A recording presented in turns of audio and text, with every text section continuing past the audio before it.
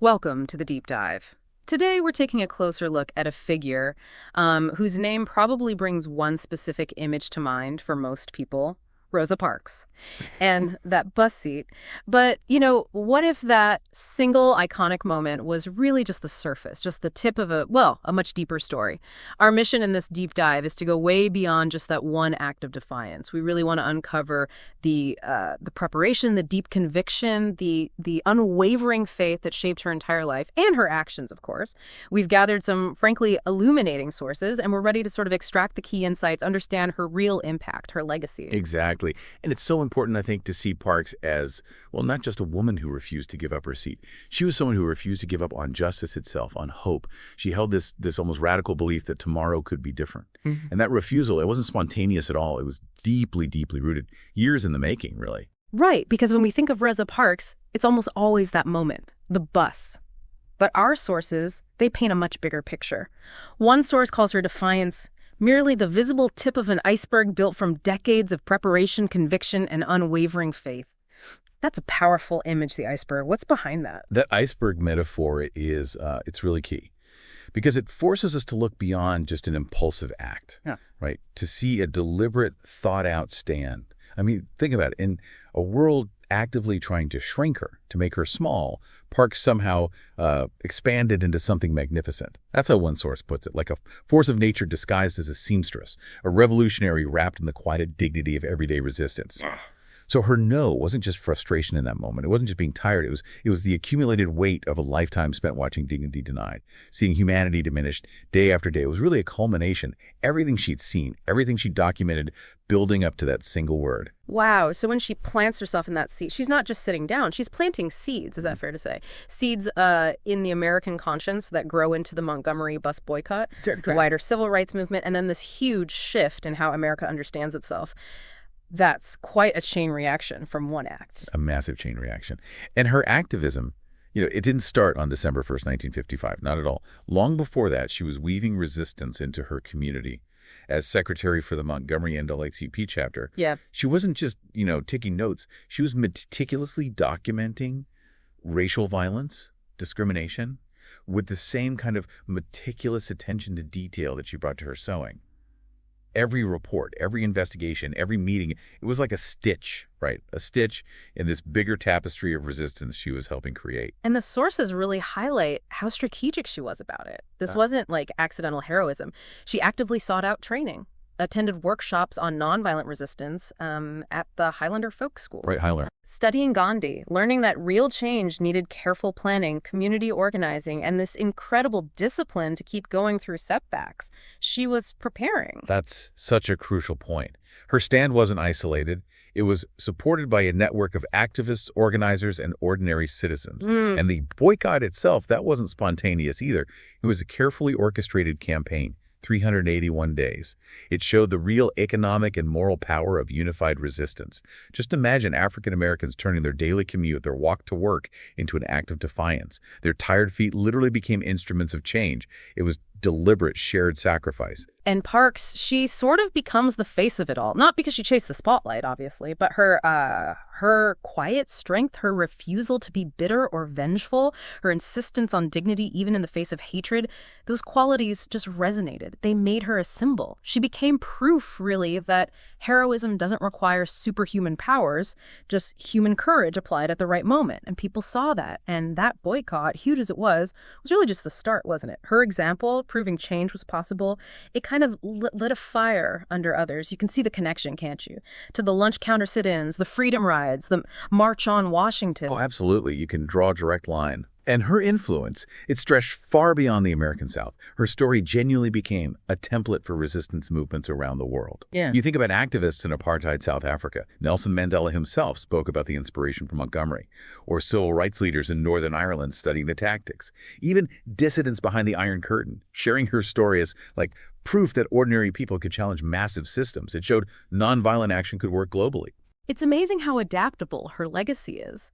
That core method, nonviolent resistance, combined with strategic organizing, it keeps getting applied, doesn't it, to struggles for women's rights, LGBTQ plus equality, environmental issues, workers' rights. It's like a blueprint that still fits. And, fast forward to today, modern technology has just amplified that influence in ways she probably couldn't have fathomed. These huge social media campaigns that explode overnight, they often follow that same Montgomery pattern. It's a spark igniting widespread unified action.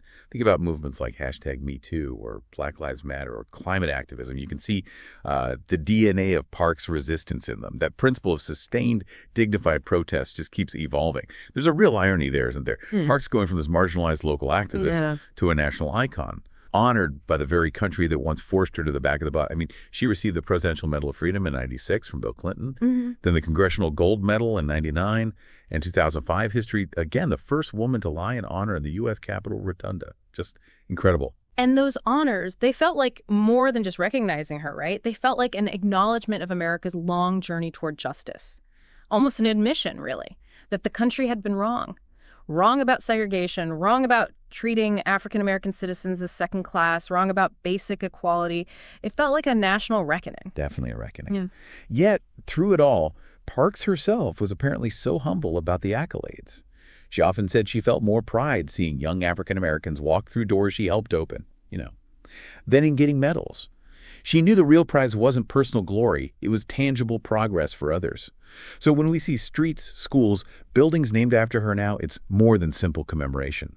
It's a reimagining of American heroism. It shows courage comes in quiet forms, in everyday places where dignity is tested. So her understanding of freedom, it wasn't a finish line, was it? It was more like a direction. She saw it as not an achievement, but an aspiration that requires constant vigilance and renewed commitment from each generation. And she famously said, freedom is not given, it is demanded, defended, and passed on. Can we unpack those three parts? What did she mean by each? Sure. Let's start with demanding freedom. For Parks, that meant moral courage. It's about being willing to disrupt comfortable routines, to challenge unjust systems, to risk personal safety, taking that first, often hard step. And she showed that demanding freedom doesn't have to be loud or dramatic. Sometimes, like her quiet refusal, the most powerful demands are made quietly, with dignity. Okay, then defending freedom, that requires sustained commitment. Parks lived this, right?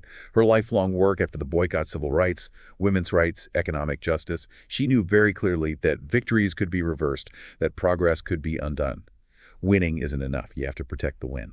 And finally, passing on freedom. This connects straight to her later years, her educational commitment, working with young people. She understood freedom isn't just inherited. It's not automatic, but intentional. It has to be taught, learned, nurtured in every generation so they're ready for their own struggles. Wow. Demand, defend, pass on. That's a powerful framework, especially for activists today facing their own challenges. It really highlights that this is generational work. Absolutely. And we should remember, standing firm like Parks did, it comes at a cost, a real cost. She had to face death threats, economic hardship, social ostracism. Imagine that. And she had to maintain hope in the face of seemingly insurmountable obstacles, keep going when things looked bleak, when progress felt stalled. That takes incredible steadfastness. But her firmness wasn't, rigid, was it? The sources call it flexibility within principle, meaning she could adapt tactics, change approaches as needed, but she never compromised on that core belief: human dignity, equality for all. She supported new leaders, embraced different strategies, but always held on to that commitment to nonviolence. Such a vital lesson for today, I think. In our time of rapid change, intense polarization, Parks' example shows how to stay true to core values while adapting strategies. Her life really proves that standing firm doesn't mean standing still. It means moving forward with consistent purpose, evolving, but with that unwavering principle. And it makes you realize the progress she helped spark, it wasn't guaranteed. It wasn't inevitable. It needed countless people to make the same brave choice she did, to stand up when it was hard, to keep going when it was painful. It reminds us progress is always about human choice, isn't it? Never the product of historical inevitability. People have to choose to act. Rosa Parks really did light a flame, and you feel it still burning, don't you? In freedom fighters everywhere. It's a flame that illuminates the path toward justice, warms those who are cold and hungry for equality, and burns away the darkness of hatred and discrimination. Yeah, the amazing thing is that flame cannot be extinguished by opposition or diminished by time. Yeah. It actually seems to grow stronger. Every time someone stands up to injustice, chooses courage over comfort, refuses to accept what's unacceptable, that flame gets brighter. So her revolution, it feels unfinished. Not because it failed, but because the work of justice just never stops. Each generation, it seems, has to pick up that torch, fan the flames, make sure the light keeps shining forward. It's exactly. Her revolution lives on, unfinished and eternal, just waiting for each of us to add our own chapter to this never-ending story. The struggle for human dignity and freedom, it continues.